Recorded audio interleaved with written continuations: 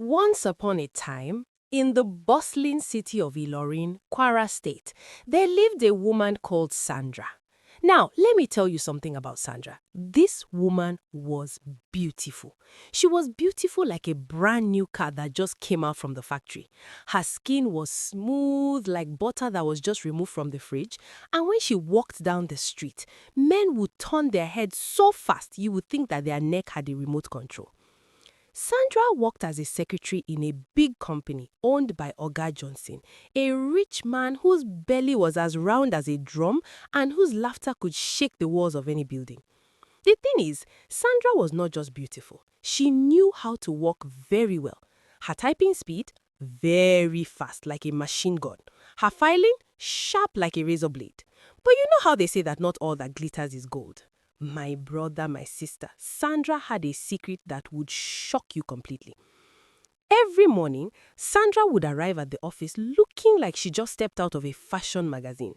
Her clothes, always ironed until they shine like a mirror. Her makeup, perfect like a picture. Her perfume, sweet like honey mixed with flowers. She was the kind of woman that other women would look at and say, this one must marry very well. But if only they knew.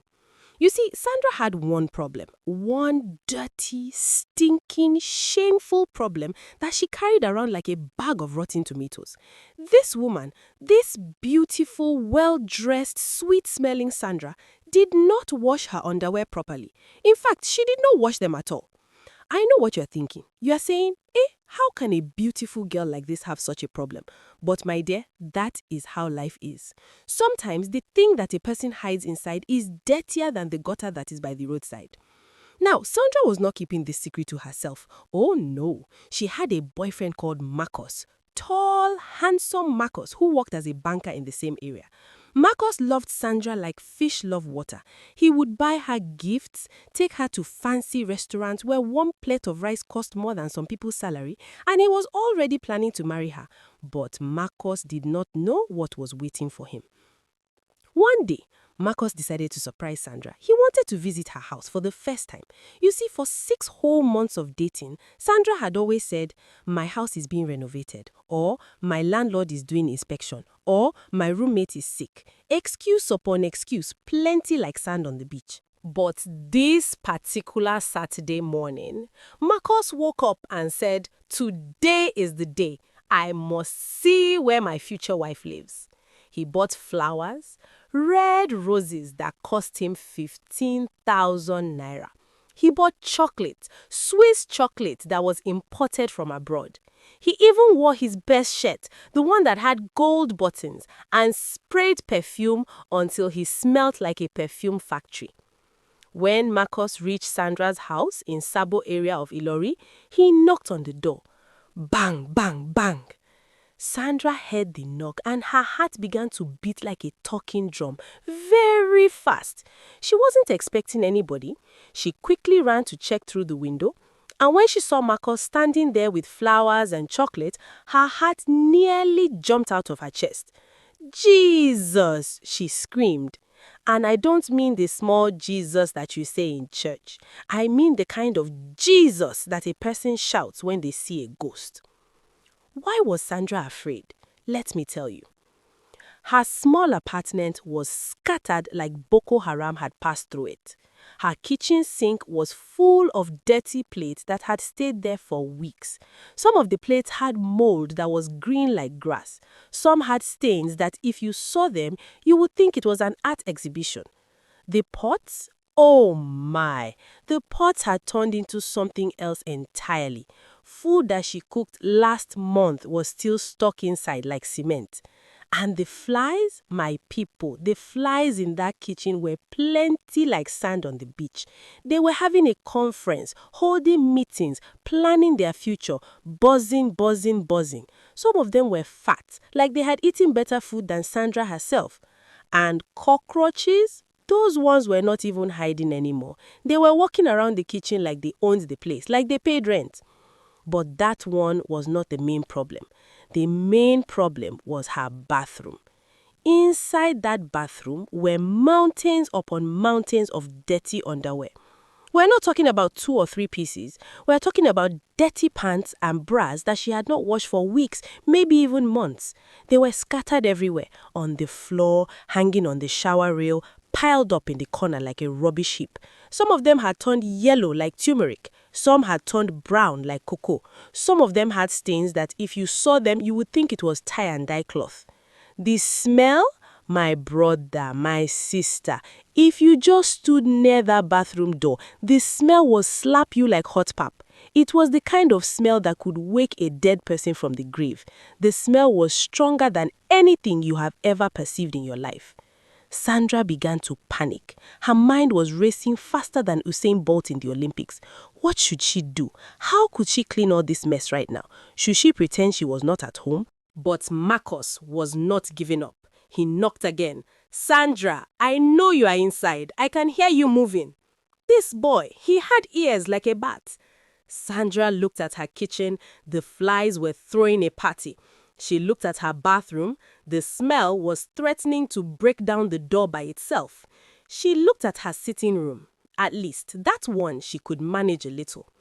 She had no choice. She quickly ran to her bathroom, grabbed all the dirty underwear, armful upon armful, and she stuffed them inside the washing machine.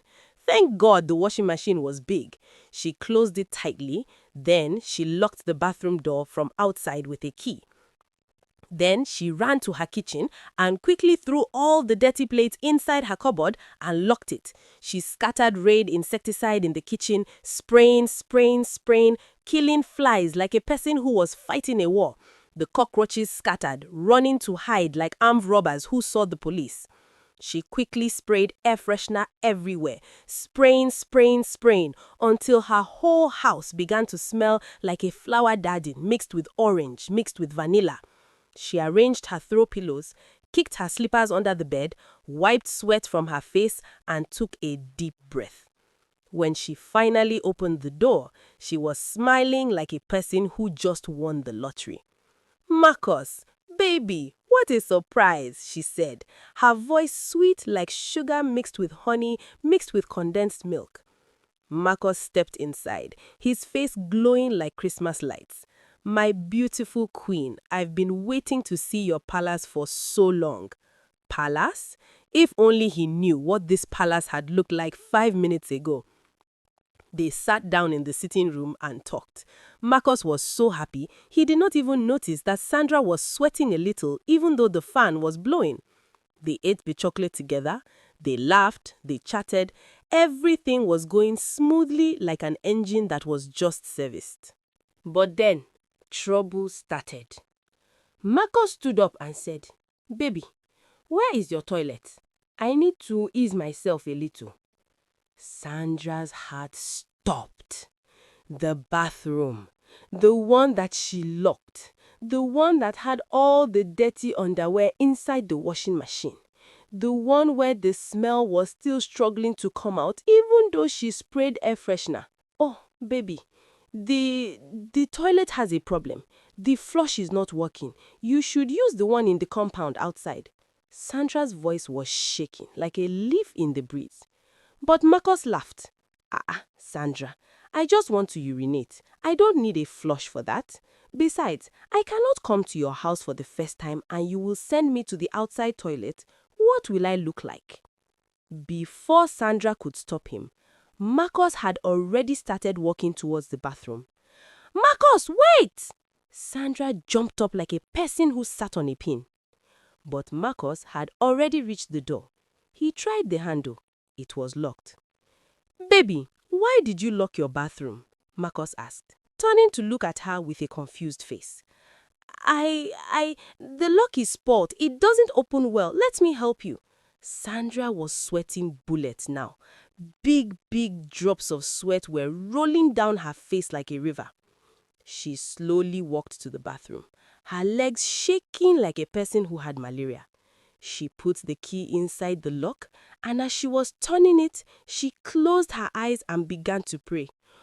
God of Abraham, Isaac, and Jacob, if you have ever answered my prayer before, please answer this one. Click! The door opened. The moment that door opened, something terrible happened. The smell that had been hiding inside that bathroom finally got freedom. And my people, when I say smell, I don't mean the normal bathroom smell. Oh. This one was an advanced smell, specialized smell, the kind of smell that had a PhD in stinking. It rushed out like a wild animal that just escaped from a cage. Boom! Marcus received the smell in his face like a slap from Mayweather. His eyes widened, his nose flared, his mouth opened in shock. What in the name of... Marcus could not even finish the sentence. He used his hand to cover his nose quickly, but it was too late. The smell had already entered his system. He looked inside the bathroom and nearly fainted. Even though Sandra had packed the underwear inside the washing machine, the smell had already soaked into the walls, the floor, the ceiling, everywhere. Plus, some of the underwear could not even fit inside the machine, so they were still in the corner, hiding like criminals. And as Marcus was looking with horror, one big fat cockroach walked out from under the washing machine, moving slowly like a person who owned the place. Marcus jumped backward like a person who saw a snake. "Sandra, what is this? What kind of smell is this?" He turned to look at her, and the way he looked at her, you would think that she had turned into a monster in front of him. Sandra began to cry immediately. "Marcus, I can explain. I was busy at the office. The washing machine is spoiled and..." "Washing machine is spoiled?" Marcus's voice was loud enough to wake the neighbors. "Sandra, this kind of smell is not today's smell. This one is a smell that has history, smell that has generation." He was backing away from the bathroom like a person who was retreating from battle. His eyes were red and watering from the smell. He was coughing a little. "Marcus, please, I beg you, just calm down and..." "Calm down? Sandra, how do you expect me to calm down?" Marcus was shouting now, his voice shaking with disgust and disappointment. "All this while, when you were smelling like heaven outside, you come home and live like this? All this while, when you were forming Miss Perfect, this is the kind of lifestyle you were hiding?" Sandra was crying now, the kind of ugly cry that comes with mucus and spit and tears all mixed together. "Marcus, please, I have a problem. I need help. But Marcus wasn't listening anymore. He turned towards the door to leave, but as he was passing through the sitting room to reach the exit, hunger caught him a little. You see, all the running and shouting had made him thirsty. "At least let me drink water before I go," he mumbled, more to himself than to Sandra. He headed straight for the kitchen. "Marcus, no!" Sandra screamed like a person who was watching a horror movie, but it was too late. Marcus had already opened the kitchen door. My people, what Marcus saw in that kitchen made the bathroom smell look like perfume. Even though Sandra had killed some of the flies and the cockroaches had hidden, the kitchen was still looking like an abandoned building that nobody had cleaned for years. The ones that she managed to kill were lying on the floor, their legs pointing up to heaven like they were doing a last prayer. But the main attraction was the cupboard that Sandra used to hide all the dirty plates. You see, Sandra did not close it well in her hurry. The cupboard door was half open, and Marcus, being the curious person that he was, went to close it properly. But the moment he touched the cupboard door, it burst open like an explosion. Cash! All the dirty plates and pots that Sandra packed inside came tumbling down like a Jenga tower that collapsed. Plates were falling like rain, pots were scattering like bombs, and the smell that followed them, Jesus Christ of Nazareth. Some of the plates had food that had stayed there for so long until mold began to grow on top of the mold. One pot had soup that had turned to solid stone. Another one had stew that if you saw it, you would think it was a science experiment. And as the plates were falling, the cockroaches that had been hiding inside them came running out like refugees. Big ones, small ones, medium ones. Some even had bellies like they were expecting babies. They scattered everywhere, running up and down like they didn't know where to go. Marcus just stood there like a statue, his mouth wide open like a fish. He couldn't move, he couldn't talk, he just looked as the kitchen of horror unfolded before his eyes. One big cockroach even climbed his shoe. When Marcus looked down and saw it, that was when his body finally agreed to move. Yee! Marcus screamed like a woman who saw a masquerade. He began to shake his leg like a person who was dancing skelewu. Get off me! Get off! He was jumping up and down, shaking his leg, waving his hands like a madman. The cockroach finally flew away. Yes, this one even had wings. And Marcus nearly fainted. He turned to look at Sandra with eyes that were full of tears. Not tears of love, tears of pure disgust and betrayal. Sandra, his voice was shaking like a person who had a cold. Sandra, who are you? I don't even know who you are anymore. Sandra tried to move closer to him, but Marcus raised his hand like a person who was stopping traffic. Don't come near me. Just stay there. He was breathing hard like a person who just ran a marathon. His face was twisted in disgust, and you could see that inside his mind, he was wondering how he fell in love with a person like this. Marcus, I'm sorry. I'm so sorry. I know that I have a problem, but I can change. I promise I will change. Please, just give me one more chance. Sandra was begging now, her voice full of desperation. But Marcus just shook his head slowly. Sandra, this is not about dirty plates or dirty underwear. This is about who you really are. For 6 whole months, you have been lying to me. You have been pretending like you are somebody else. You have been putting makeup on the outside while inside you are rotting. He walked towards the door, carefully avoiding the cockroaches that were still running around. When he reached the door, he turned back one last time. You know what hurts me the most? Marcus's voice was sad now, not angry anymore. It's not that you are dirty. Everybody has their own problems. What hurts me is that you didn't trust me enough to show me who you really are. You prefer to lie and hide than to be honest. How can a person build a future with somebody who is not real? Tears were running down Sandra's face like a waterfall. Marcus, please. But Marcus had already opened the door. Goodbye, Sandra. I wish that things had been different. I wish that you had shown me the real you from the beginning. Maybe we could have worked it out together. But now I don't even know who I was dating all this while. And just like that, Marcus walked out of the door and out of Sandra's life. Sandra collapsed on her sofa, crying like a person who lost everything in this world. Around her, the flies were slowly coming back, buzzing their victory song. The cockroaches were reclaiming their territory, walking around like landlords inspecting property. And from the bathroom, the smell was still hanging in the air, like a bad spirit that refused to leave. But you know what was funny? As Sandra was crying, her phone began to ring. She looked at the screen with her tear-filled eyes. It was Oga Johnson. Her hands were shaking as she picked the call. Hello, sir? Oga Johnson's voice boomed through the phone like thunder. I have been trying to reach you since yesterday. Anyway, I have good news. We have decided to promote you to office manager. Your salary will increase by 70%. You will get your own office, your own secretary, your own... Sandra? Sandra, why are you crying? Are you not happy that they promoted you? Sandra couldn't even answer. She just kept crying and crying because she realized that she had gotten everything she ever wanted in her career, but she had lost the one thing that mattered most, somebody who loved her. After she cut the call, she just sat there in her dirty sitting room, surrounded by her lies, her secrets, and her shame. And for the first time in her life, Sandra looked at herself in the mirror, the real mirror, not the one that she used to deceive herself every day.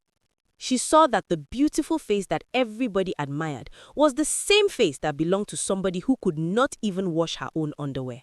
She saw that all the makeup and perfume in the world could not cover who she really was inside. And that was when the real lesson hit her like thunder. Sandra sat there on her dirty sofa, crying for almost 2 hours. The promotion that was supposed to make her happy now felt like mockery. What was the use of a big salary and a fine office if she could not even keep her own house clean? What was the point of all the showing off outside if inside she lived like a pig? As she was crying, something began to happen inside her mind. It was like scales fell from her eyes. She began to remember all the times when she had rushed out of her house in the morning, spraying perfume to cover the smell. She remembered all the lies she told Marcus. She remembered how she had been avoiding inviting anybody to her house. "Ah, Sandra, what have you done to yourself?" she whispered, looking around her apartment with fresh eyes. For the first time in many months, she really saw her house. And what she saw shamed her very much. This was not a house that a human being should live inside. Even a rat would reject this kind of place. That night, Sandra could not sleep. She just kept tossing and turning in her bed, thinking about Marcus's face when he saw her kitchen. The disgust in his eyes, the disappointment in his voice, the way he had looked at her like she had turned into a stranger. And it pained her. It pained her so much that her chest began to feel tight. But something else began to happen. Instead of the pain just paining her and finishing, the pain began to turn into something different. It began to turn into determination, the kind of determination that was hot like fire. No, Sandra suddenly sat up in bed around 3 a.m. in the morning. This cannot be the end of my story. I cannot let this shame define me. I must change. I will change.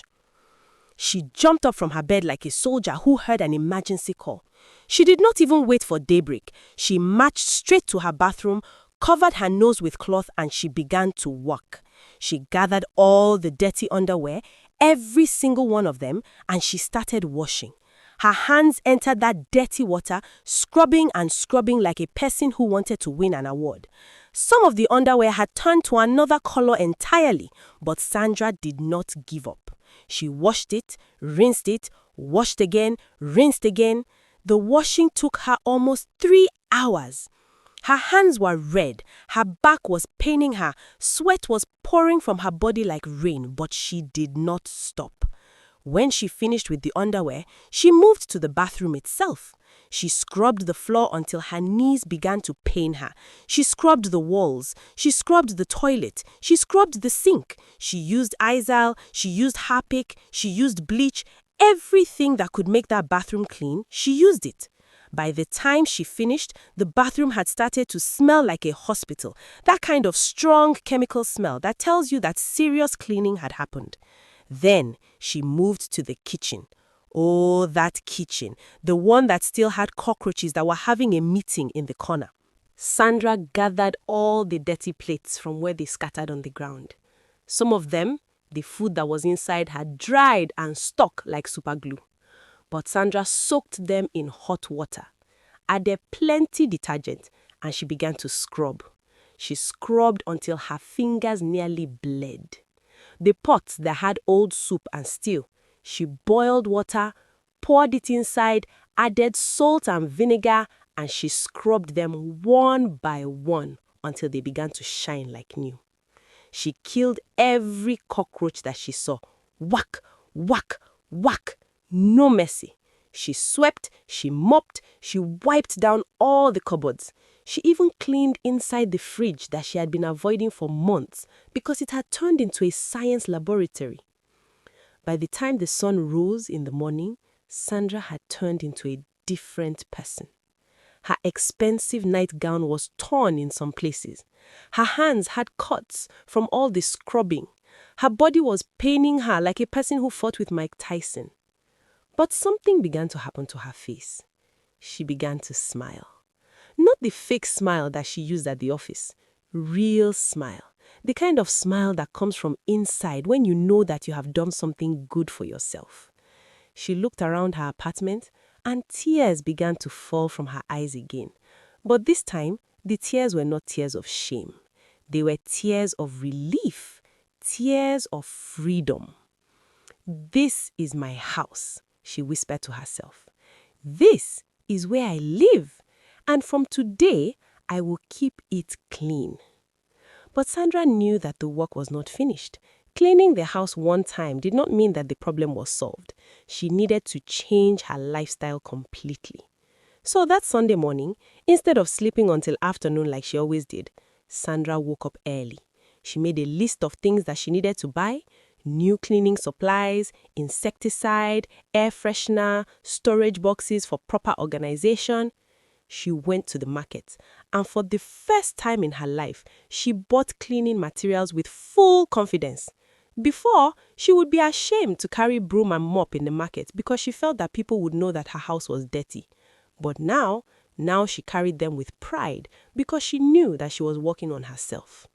When she reached home, she organized everything properly.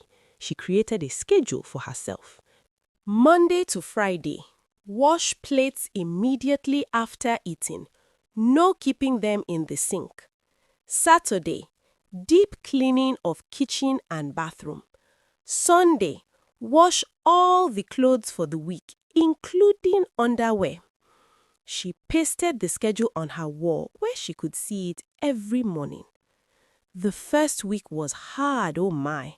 It was hard so much that Sandra began to question herself whether she could really do it. Her body had gotten used to the lazy lifestyle.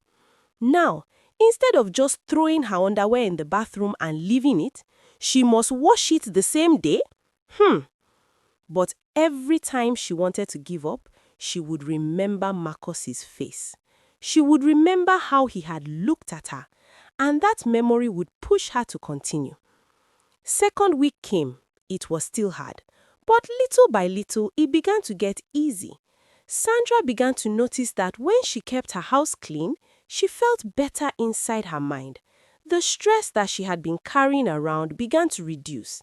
She began to sleep better at night. Third week, something amazing happened. One of her colleagues from the office, a lady called Jennifer, asked whether she could come visit Sandra at her house. Before, Sandra would have given an excuse immediately, but this time, Sandra smiled and said, "Yes, come on Saturday." When Saturday arrived and Jennifer came, Sandra opened her door with full confidence.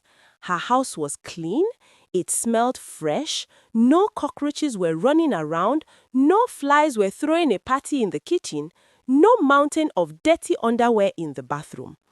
Jennifer looked around with surprise. "Wow, Sandra, your house is fine. It is very clean. I like your style." Sandra smiled.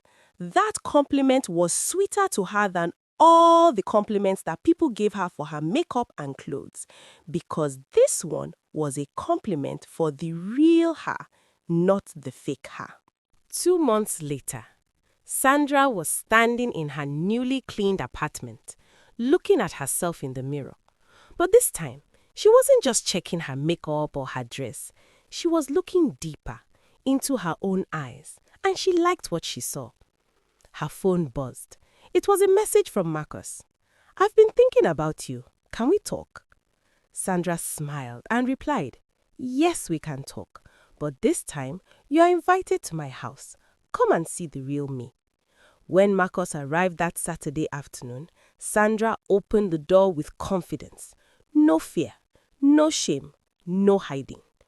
Marcus stepped inside and looked around. The apartment was spotlessly clean. Fresh flowers sat on the table. The kitchen sparkled. Even the air smelled like lavender and hope. "Sandra," Marcus couldn't finish his sentence. His eyes said everything. "I changed," Sandra said simply. "Not for you, not for anybody, for myself. Because I finally realized that I deserve better. I deserve to live in a clean space. I deserve to be proud of who I am, inside and outside." Marcus smiled, that same smile that had made her fall in love with him. "This is the Sandra I always knew was inside. I'm proud of you." They sat down and talked for hours about mistakes, about growth, about second chances. And as the sun set over Ilori, Sandra realized something beautiful. The shame that had once destroyed her had actually saved her. 6 months later, Sandra and Marcus got engaged, but this time, their relationship was built on truth, not pretense. Her house remained clean, her life remained honest, and every morning when she woke up, she thanked God for that terrible day when her secret was exposed, because that was the day her real life began.